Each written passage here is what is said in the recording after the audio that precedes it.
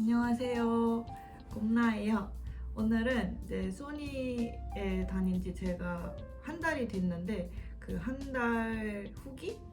한 달 동안 다니면서 드는 생각, 느낀 점을 공유하고자 합니다. 일단 소니에 대한 저의 총평은 한 달간 총평은 힘들지만 꿈의 회사다 이런 생각이 들어요. 네, 왜 힘드냐? 그거는 차차 얘기해 보도록 하겠습니다. 소니에서 스튜디오로 출근하지 않고 지금은 이제 재택으로 일을 하고 있어요. 그래서 회사에서 뭐 모니터랑 키보드, 마우스, 헤드셋, 캠, 웹캠 등 필요한 장비를 다 지급을 해줬어요. 타블렛도 지급을 해주시고, 그 다음에 제가 몬트리올에서 밴쿠버로 이사를 와야 됐거든요. 무조건 밴쿠버에 거주를 해야 한다고 해가지고 이사를 왔는데, 이제 약간 이주할 때 리로케이션 피 같은 거를 회사마다 지원을 해주는 것도 있고 안 해주는 것도 있는데 소니는 해줬습니다. 그리고 이제 입사를 하고 첫 주에는 트레이닝 기간이었어요.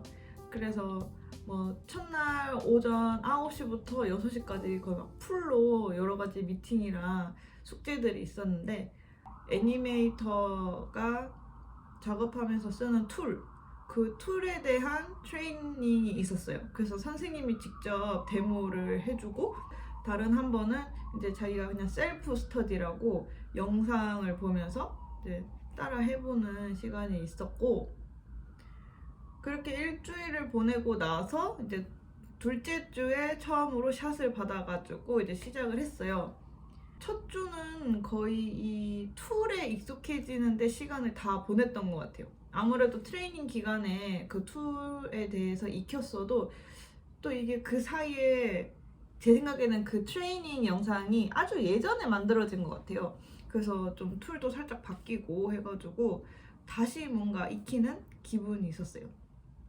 일단 저의 첫 샷이 60 몇 프레임밖에 안 됐거든요. 근데 끝내는데 2주 반이나 걸렸어요. 엄청 오래 걸렸어요. 익숙해지는데 시간이 좀 걸렸답니다. 그리고 회사 베네핏이 시네사이트보다 좋아요. 확실히 소니가 돈이 많아서 그런가 시네사이트에서는 평일에 야근을 하면 그냥 1배 내 시급으로 주고, 그 다음에 토요일에 일을 하면 1.5배를 주고, 그 다음에 공휴일에 일을 하면 2배를 줬는데, 일단 소니는 평일에 야근을 하면 1.5배, 주말에는 2배라고 들었어요. 그 다음에 저녁도 이제 제가 작업하고 있는 프로젝트에서는 하루에 2시간 이상 야근을 하면 저녁을 제공하는데, 지금 재택근무를 하고 있잖아요. 그래서 어떻게 주냐면 우버이츠 앱에 25불을 넣어줘요. 그러면 그 25불 내에서 원하는 거를 아무거나 사 먹으면 돼요. 술 종류 빼고. 그리고 우버이츠에서는 할인 쿠폰을 많이 뿌리거든요. 그래서 25불 있으면 남편이랑 같이 맛있는 저녁 한 끼를 먹을 수 있어요. 진짜 이게 최고인 것 같아요. 야근을 해도 그 보상되는 그게 크기 때문에 할 만한 것 같아요. 근데 또 야근을 맨날 하면 힘들겠지만, 일단 그렇고, 확실히 소니가 대기업이라고 느낀 게 좀 다 체계적인 것 같아요. 체계적이라고 하면은 일단 첫 주는 트레이닝 기간으로만 보내잖아요. 그리고 이제 우리가 쓰는 툴이 있는데 그 툴 오른 클릭을 하면 튜토리얼이 거의 다 달려 있어요. 그리고 그것도 뭐 어느 사이트 들어가면 문서로도 정리가 다 돼 있고, 그래서 이거 어떻게 쓰지? 하고 이제 혹시나 해서 클릭을 해보면 튜토리얼이 거의 다 있더라고요. 한 90%는 있었어요. 그리고 뭐 하루에 데일리를 여기는 라운드라고 부르는데 한 2번 정도 해요. 오전에 한 번, 오후에 한 번 하는데 그런 것도 팀마다 이렇게 착착착착 하고 뭔가 불만 사항 없이 그냥 모든 게 진행되고 있는 느낌이에요. 왜 힘드냐? 힘들다고 느낀 게, 일단 제가 하고 있는 프로젝트에서 이걸 공개해도 될지 안 되는지 모르겠어요. 그래서 공개를 하지 않겠습니다. 일단은 아시는 분은 아시겠지만 근데 이 프로젝트에서 지금 사라 애니메이터를 엄청 뽑았어요. 지금 제가 듣는 인원만 해도 지금 160명이라고 알고 있거든요. 근데 계속 들어온대요. 심지어 이제 블루스카이가 곧 문을 닫잖아요. 그래서 블루스카이 사람들도 소니에 엄청 많이 들어온다고 하더라고요. 근데 그 뜻은 경쟁이 더 치열해진다라고 말을 할 수 있을 것 같아요. 보통은 거의 다 계약직이에요. 그래서 저는 일단 이 쇼가 끝날 때까지가 계약이에요. 그래서 끝나는 날짜를 특정하지 않고 run of project인가? 그래서 ROP라고 적혀 있어요. 끝나는 날짜가. 그리고 이 쇼가 끝나고 다음 쇼로 가려면 재계약이 돼야 되는데 지금 160명이 넘는 이 인원에서 내가 뽑힐 확률이 되게 낮잖아요. 그래서 되게 잘을 해야 되는데 심지어 여기 잘하는 사람도 되게 많아요. 그러니까 좋게 보면 동기부여가 많이 되고 그다음 잘하는 사람 사이에 섞여 있으니까 배울 점도 되게 많은데 또다시 또 다른 단점으로는 살아남기가 힘들다. 뭐 시네 사이트 다닐 때도 똑같긴 했거든요. 왜냐하면 저희가 사람들 많을 때는 100명이 넘었어요, 애니메이터가. 근데 블레이징 사무라이라는 프로젝트에 넘어가서 초반일 때에는 애니메이터가 20명에서 25명밖에 안 남았어요. 근데 그만큼 이 업계가 특히 애니메이터라는 직업은 계약직이 많다 보니까 재계약이 되냐 안 되냐, 그리고 그것도 재계약 여부를 빨리빨리 얘기해주지 않아요. 회사에서는 리스트가 있거든요. 1, 2, 3, 4, 5, 6, 7 해가지고 가장 무조건 1순위로 뽑을 사람들 정해놓고 근데 그 밑에 그 리스트가 있어요. 그래서 리스트 아래에 있으면 내 차례가 올 때까지 회사에서는 재계약이 된다 안 된다를 빨리 얘기해주지 않아요. 근데 그거는 좀 업계의 문화라고 해야 되나? 또 업계의 상황인 것 같아요. 저는 소니에서 재계약이 될지 안 될지 모르긴 한데 일단은 제 건강이 되는 한 지금 열심히 하고 있고, 저는 만약에 나중에 계약이 안 돼도 후회가 없으려면은 지금 이 순간 최선을 다하면 된다라는 생각을 갖고 있기 때문에 일단 달리고는 있습니다. 건강관리를 하면서 제가 또 옛날처럼 막 달리지는 못하겠더라고요. 왜냐하면 지금도 여기 땜빵이 하나가 있는데 땜빵 생긴 지 꽤 됐어요. 원래는 이 원형 탈모가 생기면 그래도 빨리 낫거든요. 근데 이번 거는 잘 낫고 있다가 다시 좀 번졌어요, 오빠 말로는. 근데 이게 딱 그 면역 이상 반응이라 가지고 면역력이 떨어지면 저는 원형 탈모가 생기더라고요. 건강이 최고예요. 여튼 그래서 저는 소니에 와가지고 선택과 집중을 지금 하고 있는 상태거든요.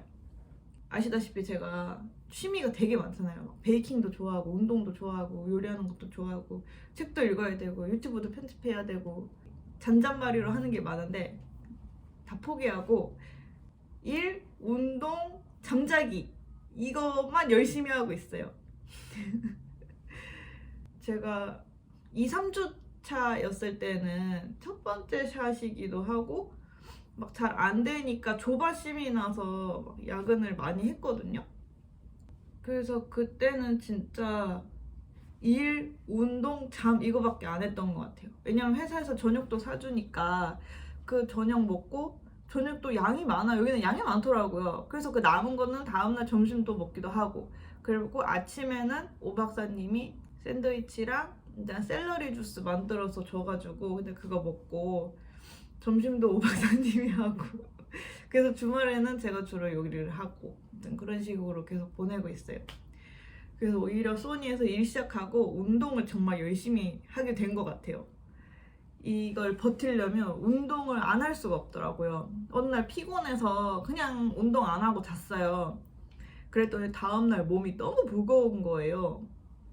이게 운동을 하면 몸에서 막 열이 나면서 땀으로도 노폐물이 배출되고 또 열이 나면서 뭉쳐있던 근육이 이완이 되는 것 같아요. 그래서 따로 스트레칭을 하지 않아도 좀 릴렉스 되는 게 있어요. 근데 거기에 몸이 약간 열이 나서 흐물흐물해진 상태에서 스트레칭을 하면 진짜 더 효과가 크거든요. 그래서 저는 요즘에 클로에팅 운동 2주 뭐 챌린지 이걸 따라하고 마지막 거기 이제 스트레칭 하나의 튜토리얼도 있어요. 근데 그것까지 따라하고 있어요.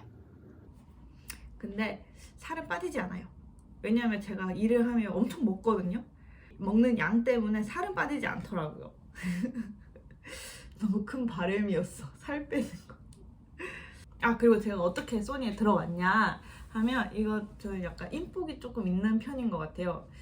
지금 소니도 약간 추천을 받아가지고 이제 추천을 받으면 그냥 내가 지원하는 것보다 그 HR에서 빨리 저의 데모리를 보거든요. 그래서 추천을 받아가지고 데모리를 냈고 그 데모리를 보고 이제 인터뷰 보고 그냥 바로 이렇게 오퍼를 받았어요. 추천해주신 분께 누를 끼치지 않으려면 잘 해야 되기 때문에 약간의 부담감도 있지만 아무튼 열심히 하고 있어요. 인터뷰는 저는 이게 추천을 받아서 그런지 몰라도 인터뷰가 진짜 10분? 엄청 빨리 끝났어요. 예전에 픽소문도 인터뷰할 때는 뭐 1시간 하고 시네사이트도 한 2-30분 했었거든요. 그냥 그걸 처음에 간단한 자기소개를 뭐 요구하더라고요. 그 보통 자소서에 쓰는 거 있잖아요. 뭐 한국에서 어떤 걸 전공했고 어느 회사에서 무슨 프로젝트를 하고 언제 캐나다에 와가지고 이제 어느 회사에서 무슨 프로젝트를 하고 지금은 어디에서 뭘 하고 있다. 뭐 이 정도만 이렇게 설명을 했어요. I started my career in 2011 in Korea. Yeah, so I worked at the animation company for 6 or 7 years in Korea, and then I came to Canada in 2017. So I worked at Nelvana in Toronto, Pixelmondo in Toronto, and then I came to move to Montreal last year, and started working at Cinesite to the present. Yeah. 그리고 이제 거기에서 지금 쇼가 토익을 많이 쓰는데 뭐 블렌드 쉐입 같은 거 써본 적 있냐 하고 물어보길래 제가 스프키즈 할 때 블렌드 쉐입이랑 디포머 같은 거 써서 포즈를 좀 더 어플링하게 만들었다 했더니 좋아하더라고요. 왜냐면 토익을 진짜 많이 쓴다고. 근데 진짜 토익 많이 써요. 제가 첫 샷에서 토익만 한 100개 넘게 했던 것 같아요. 이 토익이 뭐 그런 거예요. 예를 들어서 캐릭터가 갖고 있는 컨트롤러로는 만들 수 없는 포즈, 뭐 실루엣 그런 게 있잖아요. 그러면 이 소니에는 자체 프로그램이 있는데 이제 마야에서 얘기하면 블렌드 쉐입이라고 있어요. 그러면 우리가 약간 이제 모델링을 한다고 보면 되는데 그냥 진짜 막 이 한 면을 페이스를 막 뽑아내가지고 하는 건 아니고 그냥 무슨 브러쉬 같은 게 있어요. 스컬프팅 툴인가? 근데 그걸로 그냥 이제 모양을 이제 뭐 좀 더 볼록하게 한다거나 여기를 밀어 넣는다거나 뭐 해가지고 그렇게 좀 모양을 약간의 모델링을 한다고 생각하시면 돼요. 제가 기회가 된다면 그 블렌드 쉐입 하는 튜토리얼도 한번 찍어볼게요. 그리고 여기 와서 느낀 점 진짜 2D 드로잉 연습을 많이 해야겠다. 이 2D의 감각을 익혀야겠다 싶더라고요. 왜냐면 제가 하는 쇼가 일단은 포즈가 진짜 중요하거든요. 그냥 포즈가 70-80% 하고 있어요. 근데 이런 포즈가 약간 2D 드로잉의 기본 원리라고 해야 되나? 예를 들어 뭐 실루엣이 명확해야 되고 뭐 네거티브 스페이스를 좀 뭐 활용하거나 줄여야 되고 막 그런 거 있잖아요. 이제 그런 원리들이 진짜 많이 적용이 돼요. 그래서 제가 예전에 어떤 책을 지금 갑자기 생각하려니까 이름이 기억이 안 나는데 아무튼 그 책을 모작을 했잖아요. 근데 그게 도움이 진짜 많이 된 것 같아요. 은연중에 2D 애니메이션도 가능할 정도로 그릴 수 있으면 그게 최고예요. 최고. 여기 와보니까 그렇게 2D 애니메이션을 할 수 있는 사람이 꽤 많더라고요. 저는 그 정도까지 실력이 안 되지만 그렇게 2D로 그림을 그린 다음에 숲한테 검사를 받고 그게 이 아이디어 괜찮다 하면 이제 3D에서 키를 잡는 거예요. 근데 뭐든 저는 불확실성이 이 일을 힘들게 하는 것 같거든요. 근데 내가 이 샷에서 이 디렉터랑 뚜비 원하는 게 뭔지 확실히 파악하면 이 일의 진도도 되게 빨리 뺄 수 있어요. 근데 이 사람들이 뭘 원하는지 모를 때에는 이게 맞나 저게 맞나 막 고민하고 뭐 고민하다 보면 좀 일의 속도가 더디더라고요. 그래서 처음에 난 망했다. 한 2주차 때 진짜 좀 멘붕이 왔었거든요.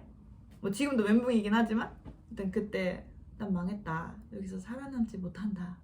큰일 났다. 라고 생각을 했는데 뭐 어쩌겠어요. 했는데도 안 되면 어쩔 수 없지. 근데 항상 그랬던 것 같아요. 최선을 다했기 때문에 지금까지 원하는 결과를 좀 낼 수 있었던 것 같은데, 근데 그 원하는 결과 나지 않을 때도 분명히 있었거든요. 근데도 저는 좀 후회를 하지 않았던 것 같아요. 왜냐하면 그때 당시에는 진짜 최선을 다했거든요. 모르겠어요. 나만의 변명인지 타협인지 모르겠지만 여튼 저는 이러한 인생관을 갖고 살고 있습니다. 지금 최선을 다하자. 미래에 후회하지 않도록. 그래서 그 미래에 그 일을 해내지 못했다고 해서 실패한 건 아니다 라고 생각을 합니다. 아무튼 또 열심히 달려보겠습니다. 또 궁금한 점 있으시면 댓글로 알려주세요.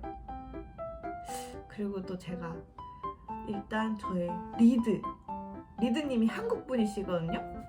근데 리드님 인터뷰를 따왔습니다. 해주신대요. 그리고 이제 우리 팀에도 한국 분이 계신데 그분들도 인터뷰를 언젠가 해보겠습니다. 해주신다고 하시더라고요. 그래서 코로나가 끝나야 이렇게 집에 모셔가지고 이렇게 뭐라도 할 텐데 지금은 안 될 것 같아요. 그러면 또 만나요.